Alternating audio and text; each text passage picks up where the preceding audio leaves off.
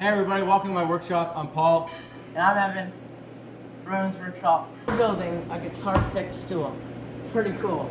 Sam Maloof joints on the sides here, cool legs, and we're gonna power carve the top. For this build, Evan and I teamed up to raise money for Sick Kids Hospital in Toronto, Ontario, Canada. You can bid on this stool to own it, or you can donate just $1 to our GoFundMe. Link is in the description. This is going to be a how-to build video of doing this guitar pick stool. I got a paper copy that you can download and print yourself.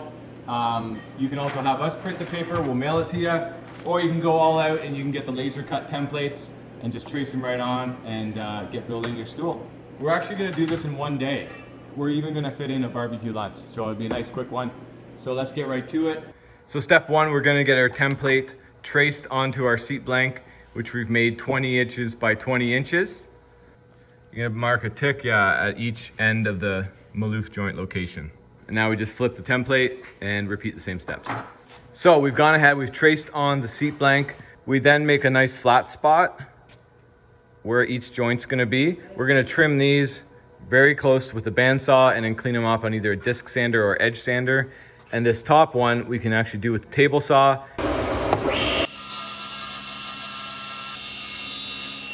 Next up, we're gonna cut the other two joint locations here on the bandsaw. We're gonna stay away about 1/8 of an inch to 1/16 of an inch and then clean that up at the disc sander or at the belt sander, edge sander. Mark a center line now between the two seat joints. This will allow us to line our Maloof jig up to exactly where we need it. For this next step, we have the jig, the stool, and we need a 3/4 brass bushing, a 1/2 inch bowl bit, and of course a router.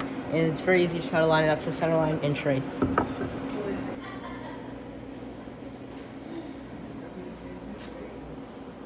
We're gonna make a bunch of kerf cuts, relief cuts. We're then gonna break this wood away.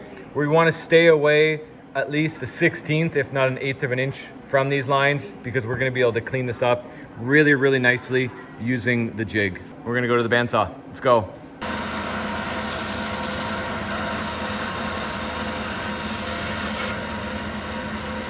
Here's what the seat should look like. We're now gonna attempt to break away most of this material just with a chisel. We're all set up. We have our jig lined up to the center line. We have our router set with the depth, 1/2 inch spiral, 3/4 inch brass bushing. The left side of the joint, I like to be pushing, and the right side of the joint, I like to be pulling. I'll typically clean out the center first, and then work on the sides. We've got the notch made for all 3 Maloof joints. We are now going to either use your router handheld, or you can use a shaper router table with this bit, 1/2 inch tall, I guess 1/2 inch deep, with a 1/2 inch bearing. And this is gonna ride all along the top and bottom of our notches, creating the rounded 3/4 of an inch inside joint there, and give us a nice tongue to fit the dado of the leg, making it nice and strong, just what a Maloof joint is based off of. Setup for the bit is that you want your wing to be just below the table surface. So we use the starting pin with the blank pushed right against it. We also use our body to help control the blank. We have our hands far away from the router bit, and then we're basically doing like a little bit of a tipping in, very slowly motion. And then once we're on the bearing, it's definitely much safer. Keep nice, even pressure on the bearing and finish off the cut.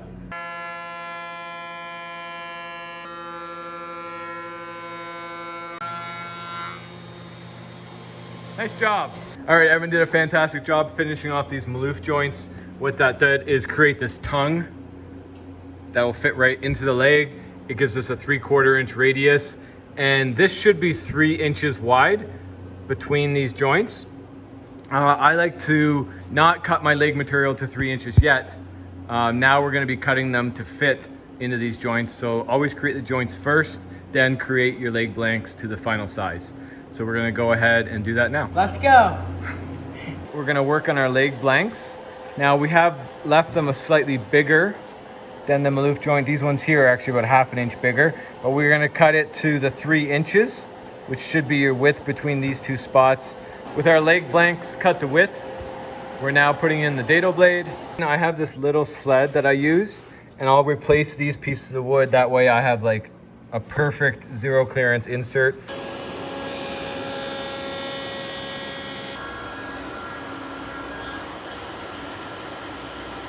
Okay, we have the dados cut on 3 sides, the inside face, this side, that side. We have them all fitting nicely. I like to keep this pretty close to the table saw, that way you're moving back and forth.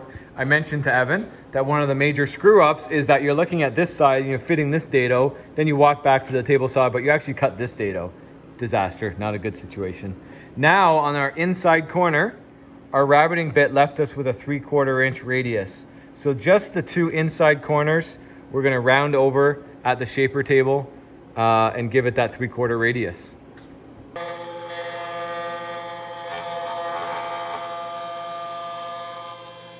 Yeah, and exactly. As soon as you're on the bearing, you don't need the pin anymore.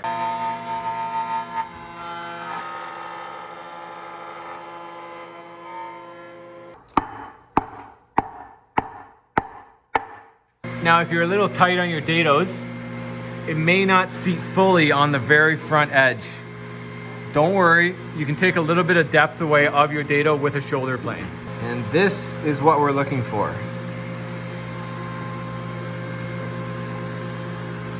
To use a flush trim saw, we just make a little bit of a cut, not even a 1/16 of an inch deep, just marks exactly where the bottom of the seat is, and that's going to show us exactly where to trim our legs to. This is what the flush trim saw has done. From here, we're able to now finish the template off to that line. The legs now have their front and back profiles this way. We have this cut out, and we have the back side cut out. We now taper. In this one here, we decided to go with 1.5 inches. Most of my stools I do is 1.25 inches down here. And I draw this line so it goes straight through the joint dado, but then just by hand, draw this little curve in, and it's gonna come just below the seat. When we do the bandsawing here, you're okay to come out closer here, leave a little meat, then after the glue up, it's very easy to carve it away.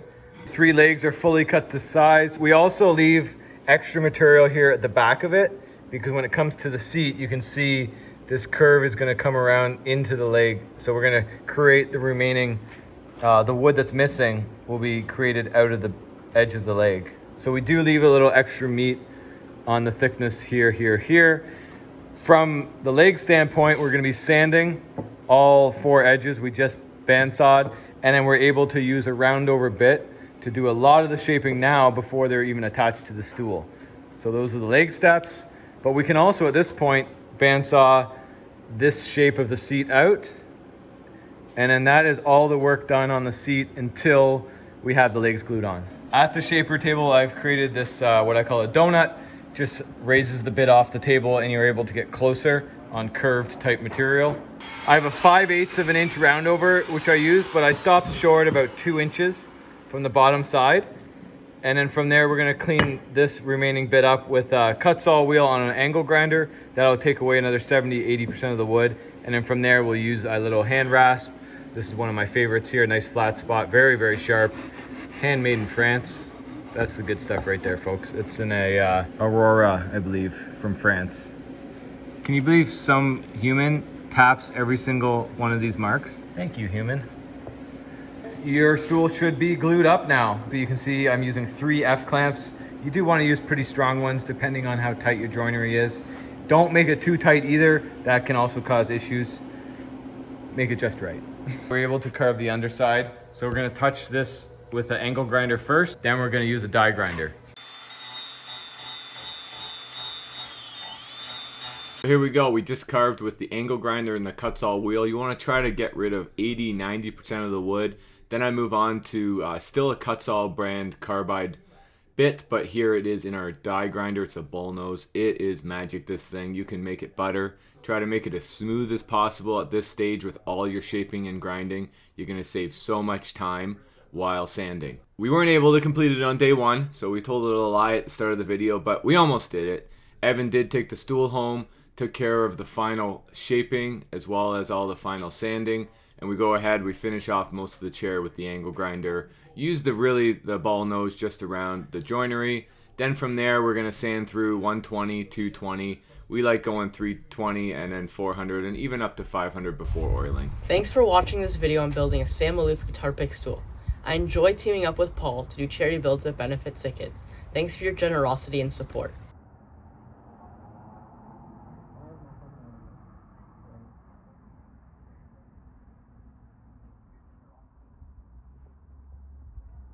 Yeah, yeah.